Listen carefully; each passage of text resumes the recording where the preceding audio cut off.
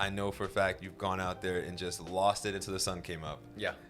I mean, What you got for me? when I was really young, absolutely. Yeah. I think my funniest story is I remember, God, this was so long ago, but when the box first opened, and I don't know if it's still going on or not, but it was a kind of a burlesque club in the Lower East Side, and they would have these new shows. I think it was at 1:22 in the morning or at 1. It was like very specific time, and so a friend of mine knew the owner, and she invited me to come, which was really fun. It was like one of the hottest places to get into. I mean, it was very hard, but we went. I was sitting in the front row, and that night was this crazy show, and I remember the MC picked me to come on stage. What?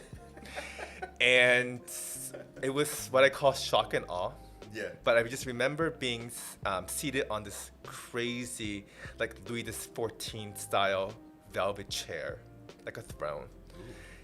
A blindfold was put on, a gag ball, and then all I could hear was the curtain opened up, and then all these burlesque dancers started coming down and started undressing my shirt and like kind of just, and then the light with the music would stop and the curtain would close, and it would happen again like a couple times, and it was just kind of insane. But that night, things I saw was like, I mean, I don't even can say it. It was so kind of crazy. I don't know. Yeah, I don't think things exist like that anymore in New York. But the other really great thing that I love, if I can say two things. Oh, hit me with it. Yeah, it's kind of the opposite. There's a thing called the loft party. I don't know if you've heard of it or not. Yeah, you were talking about that. Yeah, it's I think, God, right before COVID, it was either the 40th or 50th anniversary. I can't remember, which is horrible. But it was started by this man named David Mancuso, and he was the original loft parties in New York, and it still goes on. It's you get an invitation by mail if you're on his list, and you can bring up to like 2 or 3 guests. I can't remember, and it's only for like 200 and some odd people for each time.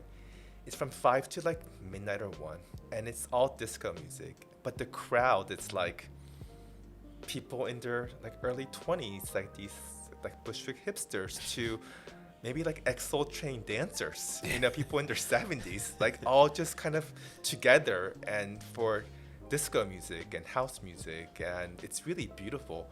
And the message they always talk about is called "Love Saves the Day," and I think that to see that continuation in New York, it's really, I don't know, it makes me really happy. So I love that. I Yeah. wish I got a mail invitation for that. That sounds so next cool. time I'll invite you. Oh, yeah? Yeah. Nice. That's awesome. I love that. Need to be like, whoop, whoop. Yeah.